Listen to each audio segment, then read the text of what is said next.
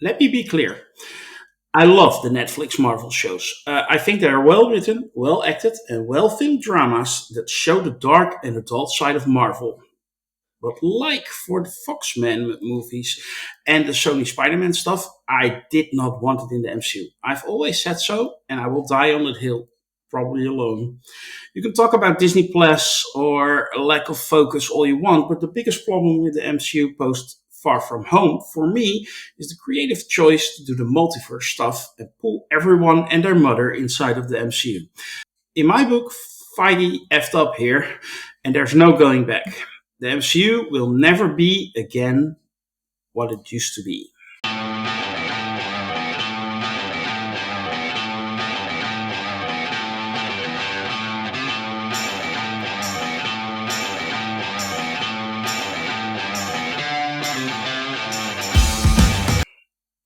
This is the review of champions, and I'm your host, Grandmaster. With me is a powerful panel made up of the finest champions Sakara has to offer. I have a feeling I've said that before in my life. Let me introduce them to you. First up, on camera, showing his beautiful face, we have Merv. How are you, man? Fantastic. Voice only, the grand old lady of the podcast of champions, Lokismom. How are you? I'm doing real good. That's good to hear. And last but certainly not least, sitting in his throne room in Hades, anxious to go out to the movies tonight, I hear. Mr. Lord Deathman, how are you? That is true. I am anxious to head out to the movies tonight, but as for right now, I have no fear. Ah, that's good. We need some people without fear, especially since the fan without fear is not here. We miss you, Taylor. Today, we are going to talk about episodes 1 and 2 of Daredevil Born Again. But before we do, I want to ask you all to help us out. Like and share this video, subscribe to the channel, and join our forum at sukar.freeforms.net. If you click on the link in the description, you get to the page where you can set up an account and you're on the board and you can join us in our discussions. We discuss everything: Star Trek, Star Wars, Marvel, DC, other movies, TV shows, whatever. If you have recommendations, throw them at us. Consider this your final warning. After this point, the spoilers are incoming. So if you haven't seen these week's episodes yet, do that first and then check out our review for them. Matt Murdock. He experiences a major tragedy, and to top it all off, an old friend has returned. Loki's mom. Quick thoughts on episode 1 and 2 of Daredevil Born Again. Did you like it? Oh, absolutely. I was really pleasantly surprised. I wasn't, we've had experiences with the other TV shows and whatnot that have not been so stellar, but I think this one really did real well. I think it jumped right into the action. I mean, it didn't waste a lot of time. It was the opening sequence, and then bam, poor Foggy's dead. So it's like, oh my God, this isn't going the way I thought it was. So yeah, it very, very excellent 2 episodes. What the remainder of the series will be, we'll see. But so far, so good. Lord Deathman, you like your white tiger? Yes, I'm equally impressed with these first 2 episodes of the revived Daredevil series.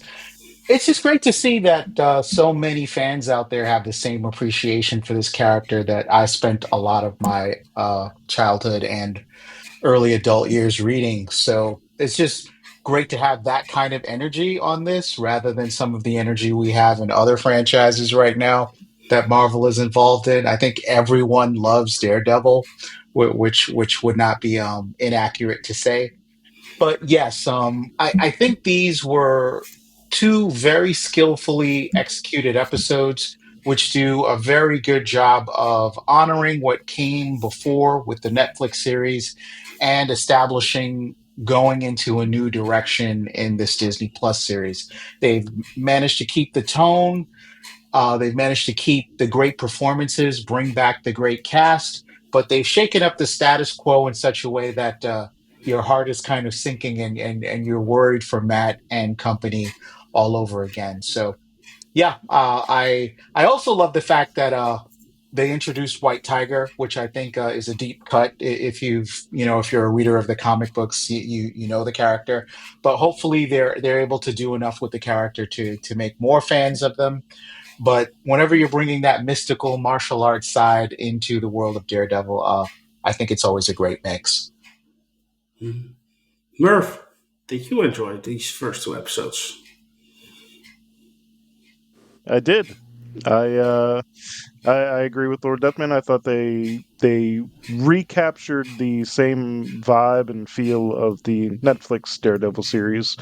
It makes it feel like a continuation of that universe of those characters and everything.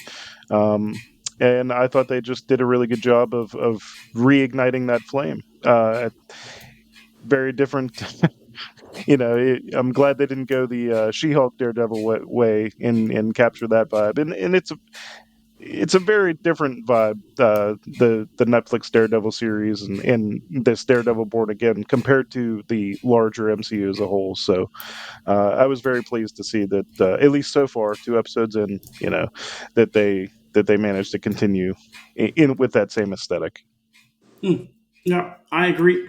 Uh, uh, as I said before, I didn't need this. I just don't like the multiverse stuff, bringing in everything. And I missed, if it was MCU before, I missed them in Endgame. It's as simple as that, or earlier crossovers into the MCU.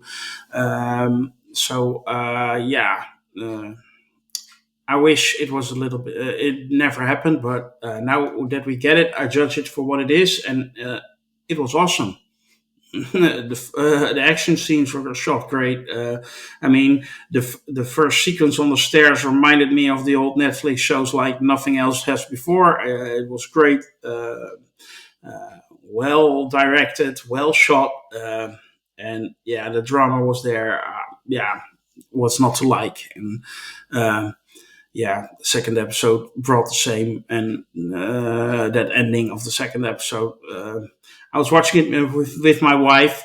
She never watches week by week TV shows. She always binges them after they're complete. This one she wanted to watch with me week by week, and she was immediately angry that she did because she couldn't continue after episode two. So that says a lot.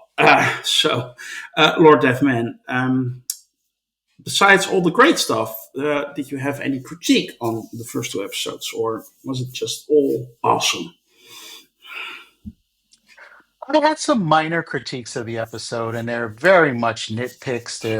I think it's solid narratively, but there are two aspects that caught my eye, and one of them is the change to the cinematography style that they're doing on Disney Plus. I thought Netflix, the way they sort of rendered nighttime in New York City, it had this look that felt really cinematic and very iconic. And I don't know, there was just something about it that made the series work so well, the way they handled light and shadow and hallway fights and things that were just lit up by light bulbs or phosphorescence. But there's a different type of cinematography going on there. It kind of has roots in the old style, but here it does. It's really really hard to put it into words, but I feel it's just a little less cinematic, but not enough to say that it doesn't still look dynamic and very sort of high grade and professional level. I just wish we would have been able to kind of keep that continuity in the lighting department.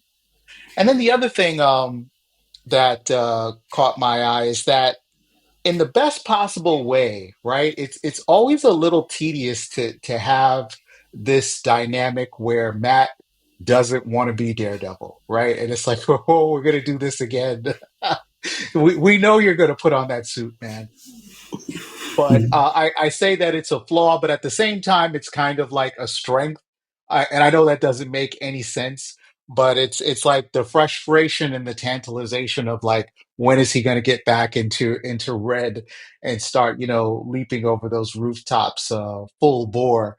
But we always have to have him kind of wrestle with the violence. And I thought, I wish we could get over this a little sooner.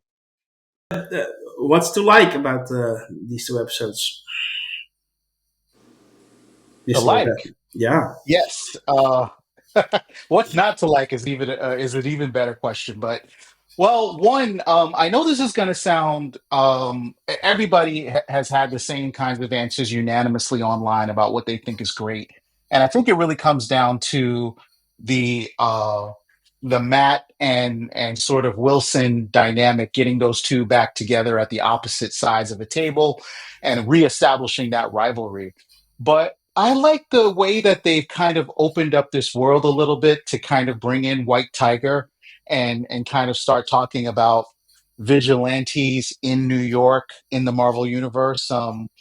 I really can't wait to see what they're going to do in terms of how they render the White Tiger. You know, if they continue with that character in further episodes, which it looks like they're going to do.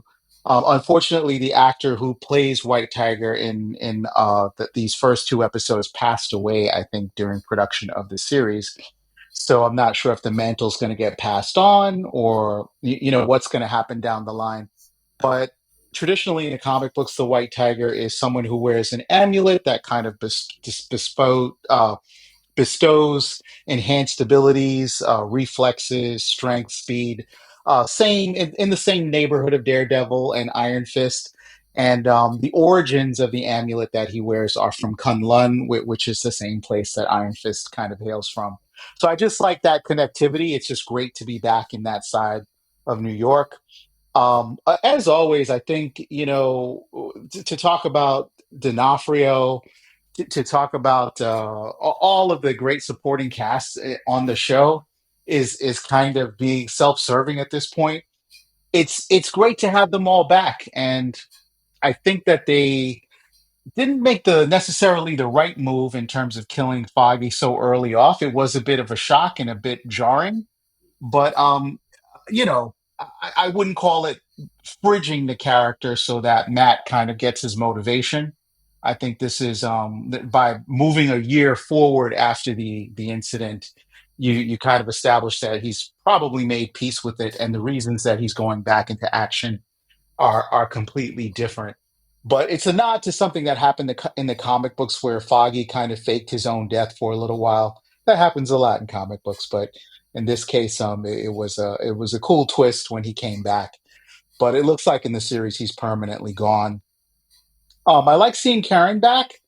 It also was jarring to see the dismantling of the law firm as we kind of understood it, with Foggy, Karen, and Matt sort of being the three principals there. Now it's Matt and Lady We Don't Know. Yeah.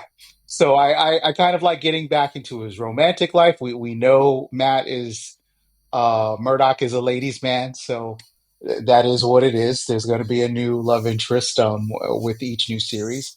But yeah, I really liked the vast majority of it, and it was a bit of a nail biter because you never know if I didn't know if Disney could really pull this off with the same tone and the same acumen as Netflix, keep the same maturity to it, but it looks like they have risen to it, and it looks like they may be ambitious enough that they're trying to surpass what happened on Netflix.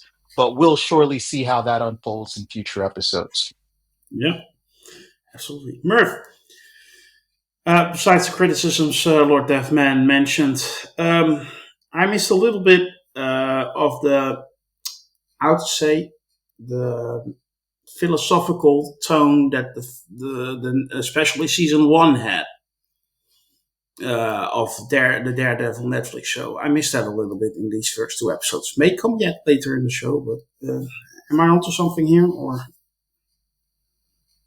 A little bit. I think, if you go back and rewatch, for example, like the episode in the Netflix Daredevil season 2, where him and Punisher are on the rooftop, that's some of the best dialogue in that show, period, and some of the best dialogue just ever. Like it's such a great conversation. And I don't know, we got the little bit with Fisk and Murdoch in the diner, and there's a couple other moments, and it might just be the actors just making things sound better than they are. But yeah, I do think there's a little bit of that that's missing. And again, it's still super early, but it'd be nice to really latch onto a conversation or two in every episode, and just say like this is great, so yeah, I feel that a little bit. It's not, again, it's not like a super knock, but it's a mild knock against it, I think. Mhm. But any other criticisms?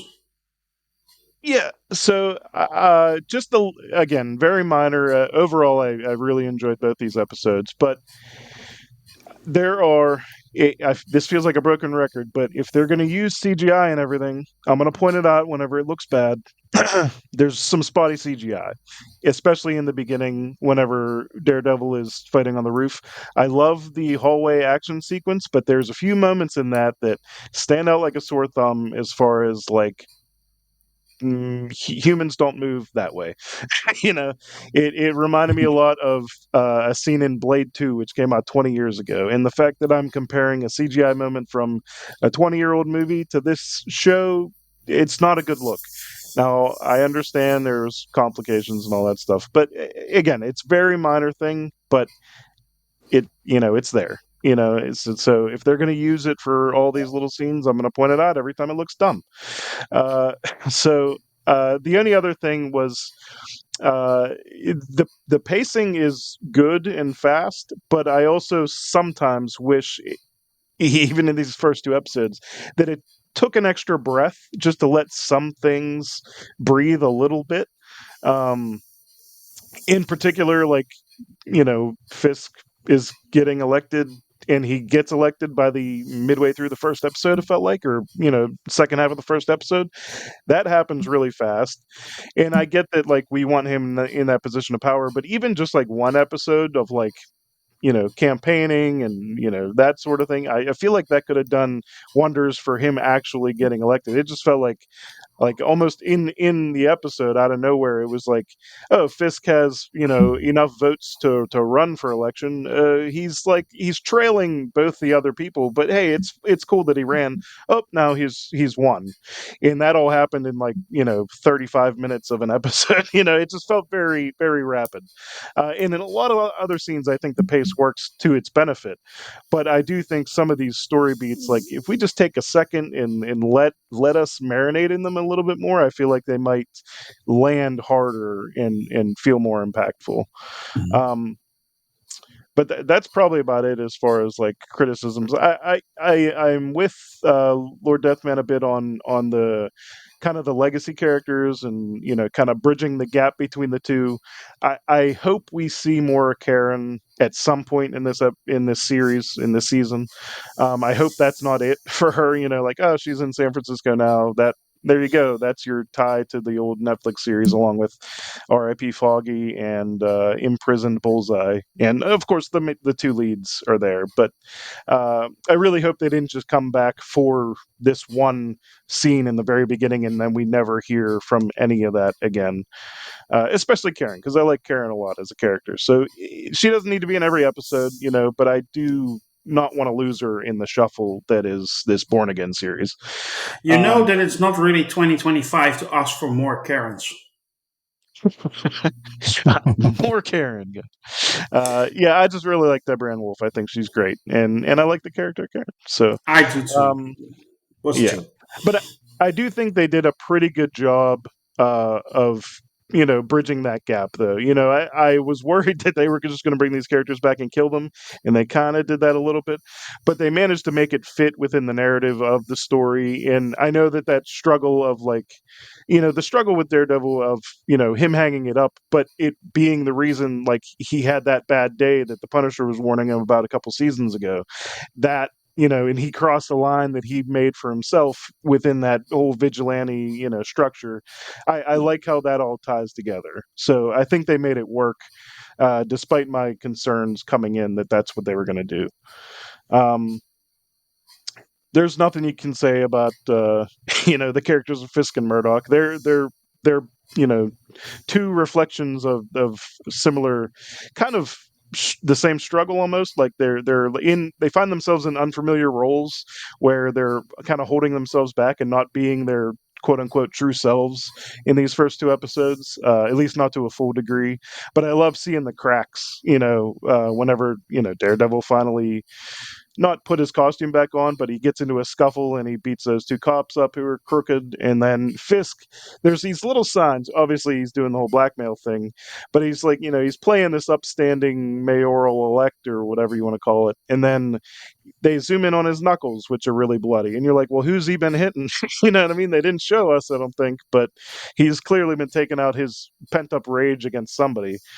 Um, One thing I really like is the kind of framing device of the people that is the BB report. The character doesn't have a whole lot yet as the Ben Urich's niece or whatever it was. But I like the on the street kind of interview, YouTube kind of vibe that those scenes have as like a touching base with the people. I think that's a really cool like kind of storytelling device to keep you up to date on what the masses are feeling about this whole situation, because obviously a lot of this plot is dealing with like public backlash against vigilantism, so that's kind of cool. uh like the inclusion of White Tiger. I also really like uh the detective Cherry. The actor I recognize from The Wire, the TV show The Wire. And if you haven't seen it, it's probably one of the best TV shows ever made. It's one of my favorites. But there is like this is a personal bias, but anyone who I recognize from that show has an immediate street credibility with me because that's just what that whole show's about, is like the streets. So whenever I see him here, despite him being he was a journalist in The Wire and he's a detective here, like I immediately go, oh, there's an extra level of street cred to this character in this show that immediately transfers over because that's where I know him from. So I really like that character there already, just right out of the gate. And then the action, the sound, the music, everything else hits on good notes. So a lot of positives about this. The few spotty CGI and the pacing issues maybe aside, I really think these were two really strong episodes for this series, and I hope it continues. Okay, fair enough. Before I move to Loki's mom for her deep dive, Lord Deathman, you had a follow up? Yep, just a quick note about the pacing. I also observed that the pacing was really sped up or felt sped up at moments in these first two episodes. And I'm not sure how I feel about it yet. I think I reserve the right to be processing. But I will say it totally was the opposite of some moments in the Netflix show, which could sometimes drag out a bit. And you felt at times that certain characters were having the same conversation maybe twice, but in a different room. Or maybe it was two different characters having the equivalent of the same conversation in one episode. So but yes, I think that was a good pick from Merv with regards to both the VFX and the pacing. I don't mind if they use the VFX to push just a little bit to show us like just slightly above human capability for Daredevil. But you're absolutely right, Merv, in that there were some moments where you're like, yeah, people don't move like that, Mm, yeah. even super people. Yeah, true, true, true. I agree. Loki's mom. Um, do you have any criticisms on these first two episodes that were not discussed by the previous two champions, or you want to confirm the criticisms? Yes, the CGI not being up to quality. I think that was pointed out already. I noticed that it was yeah, a little choppy, but then afterwards it sort of I didn't notice it so much. I think the other fight scenes went pretty good. Speaking to the odd how it just kind of leapt into it, or some of the edits, questioning the edits. Um, Kumar De Los Reyes, has passed away, as pointed out, and so it may be that they're having to edit afterwards, like they've had to do before so many times, and so they can make the next season work. You know what I'm saying? because I got to factor that in. It's such a horrible loss. He was young. He was 56. Died from cancer. And really, he just stood out. He just really shone, and we didn't see him until the second episode, but he really stood out, and it's a shame that we lost him. As far as the good things, oh yeah, there was just so many. I pointed out that it just really got into the action. I was kind of thinking there'd be like this sort of preamble for the first 30 minutes or so, where they trying to reestablish the characters, but it really didn't do that because for one thing, Foggy is murdered, and then Karen, she's had enough of it. She goes to San Francisco, so we've lost the trio there that we originally got so used to in the Netflix series. I think Paige will come back. I think maybe she's going to be that sort of that place. Maybe Matt has to go where he can just be himself and just. Since she knows he's Daredevil, she knows his backstory now, and um, so hopefully she'll come back in a big way toward the end of the series, or hopefully at least yeah, we know it's going to be a second season, so maybe in the second season she'll be in that more.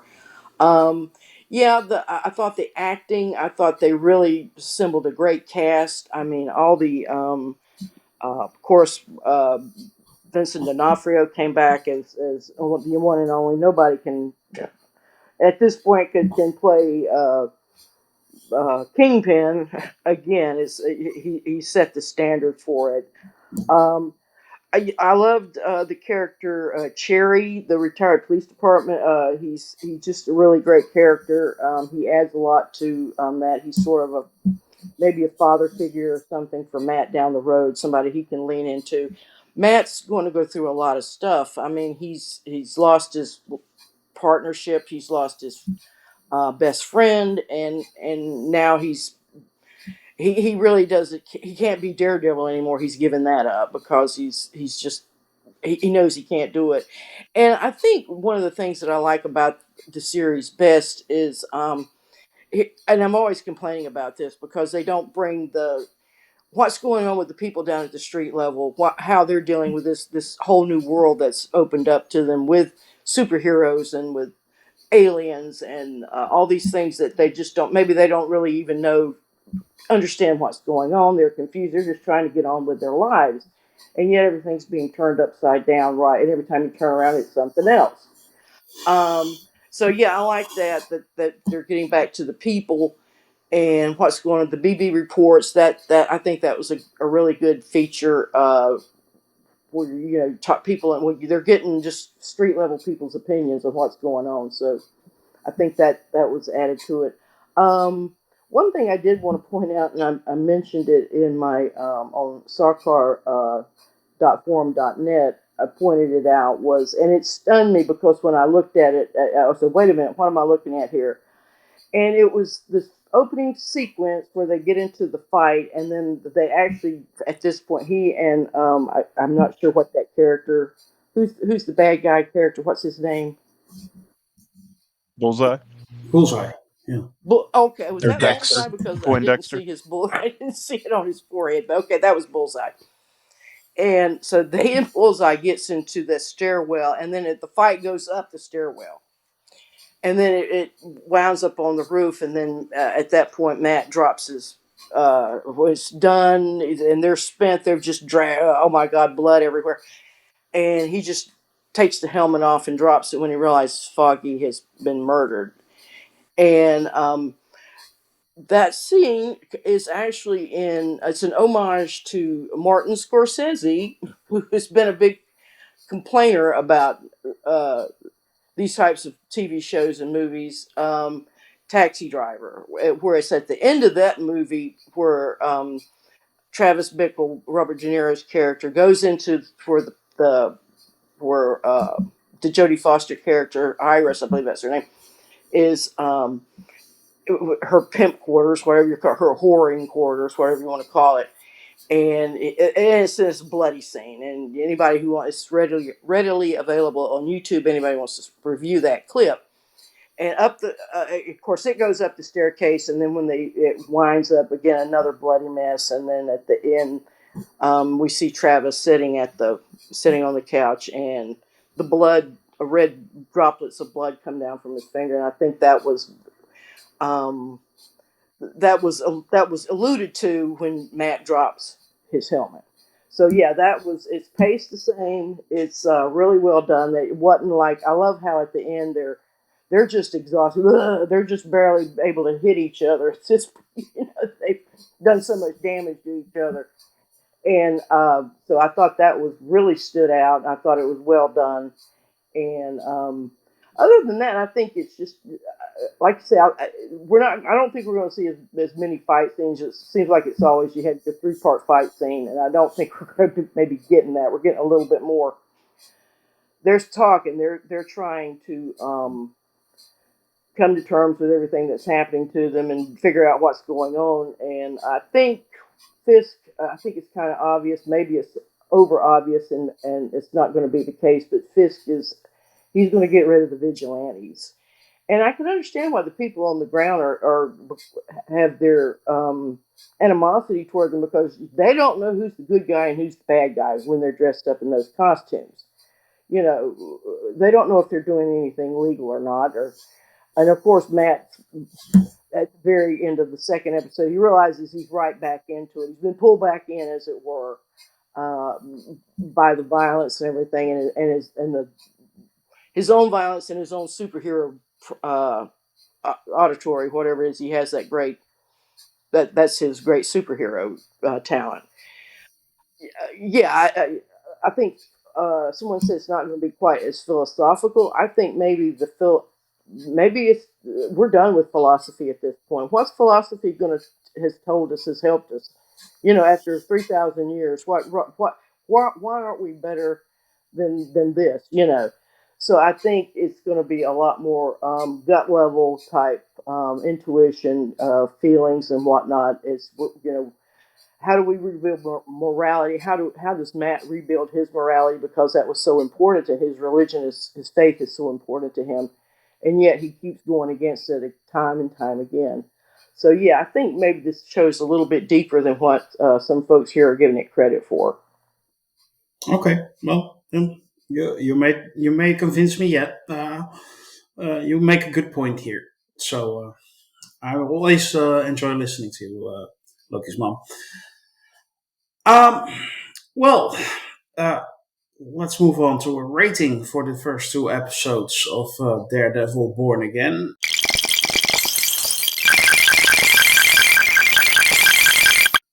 And I'm gonna start with Merv. Merv, can I have your number for the first two episodes? You may join them, you may separate them, whatever you want. You sure can. And quickly, I just want to point out that Matt Murdock's new love interest, Dr. Glenn, the actress formerly played Mother Coral on the hit Star Wars series The Acolyte.